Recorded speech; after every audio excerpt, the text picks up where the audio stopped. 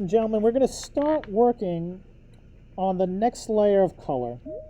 And the next layer of color is going to be called lime peel.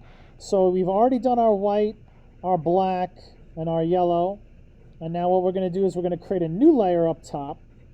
And we're going to click on that layer. I'm going to call it lime peel.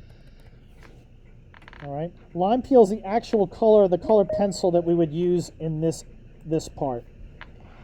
To do this now, what we're going to do is just like we had before, we're going to zoom out. I'm going to get my color picker. I'm going to pick that next color on my little color palette, and I'm going to hit OK. I also want to switch over to my paintbrush. Again, my opacity, it can be like, somewhere between 20 and 30 is good. I like that. If you feel like you want more color, you can put it up a little higher. But I think when you have it lower, you have a lot more control, and you can build up that color progressively. I like to keep my flow around 20%, that way it kind of comes out slowly so I can go over things and over things and over things. All right, now I can start painting again, but I'm going to use one of the tricks that I did in the last video.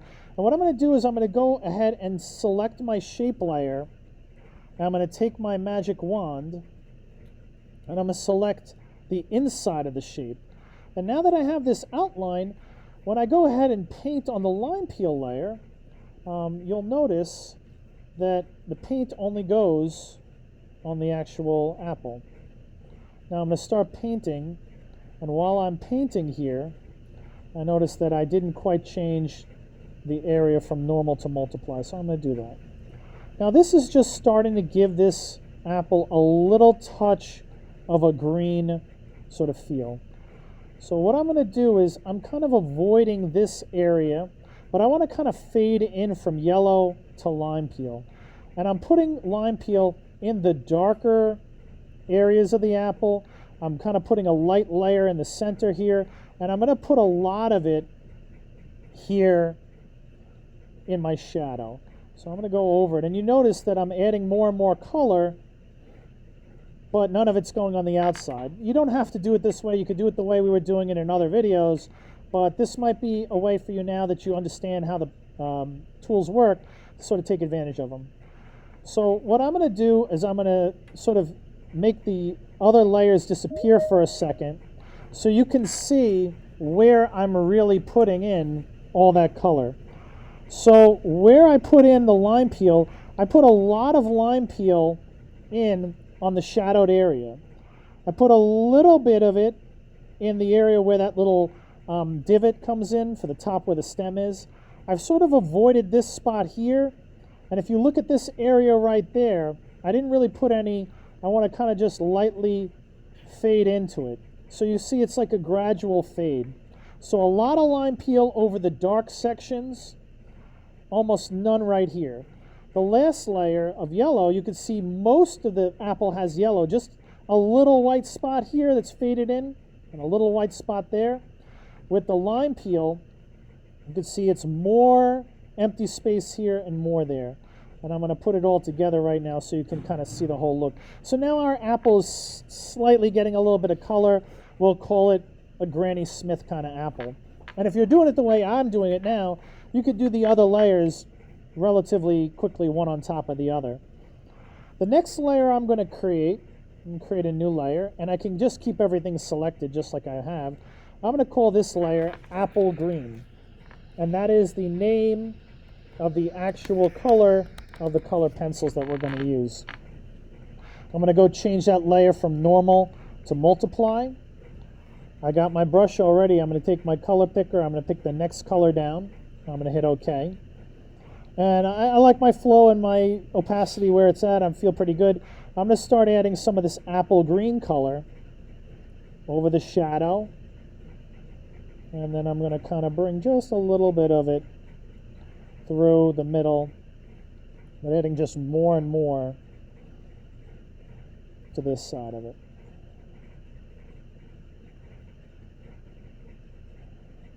Okay. All right, so you can see my apple's starting to look greener. I'm going to go through here. I'm going to sort of make the rest of these layers just disappear for a second so you can see this is where I'm putting my apple green. And I'm putting a lot of it over the shaded area. Okay? But you can see, come the middle of it, I kind of just fade out. And I'm really leaving a lot more space this time, empty, and over here. So when you compare apple green to lime peel covers more area. Yellow covers even more area. So when I put them all, they're all sort of overlapping a little bit.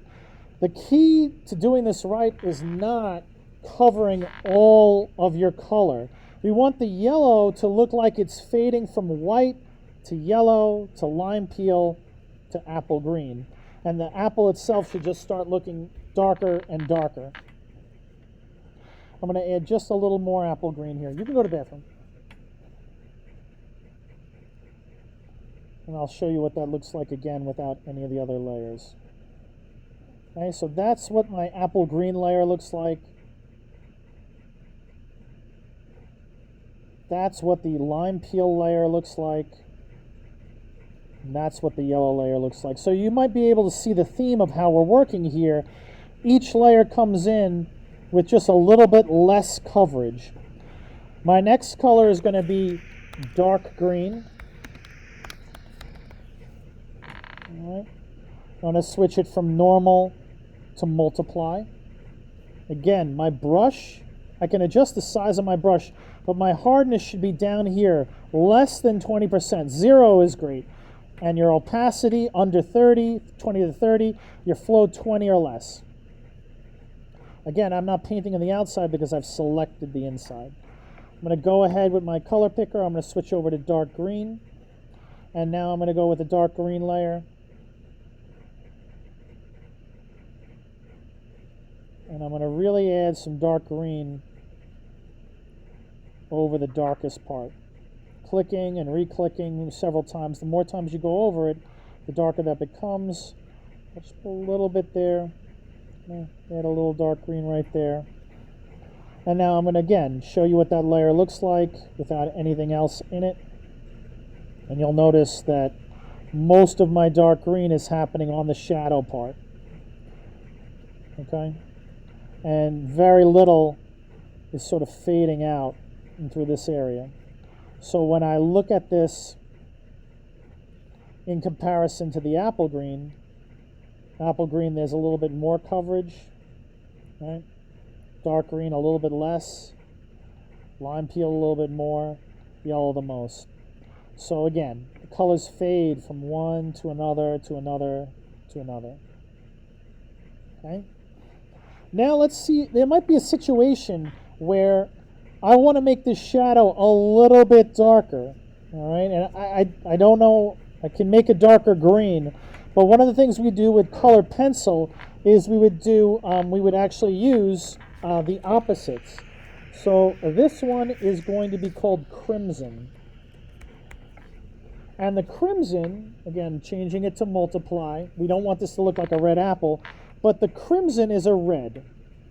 And if you know anything about color theory, you know that red and green are opposites on the color wheel. They are the opposite kind of wavelength of light.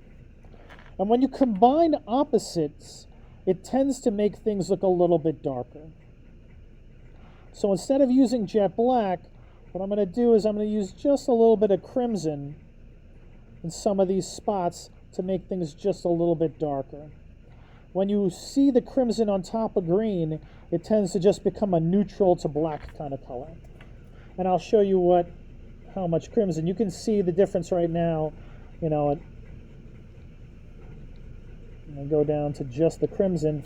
I've really only put crimson right where I needed to make an area just a little bit darker.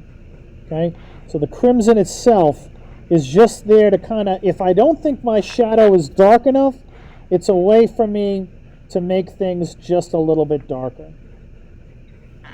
So that, my friends, would be the last layer of color on this apple.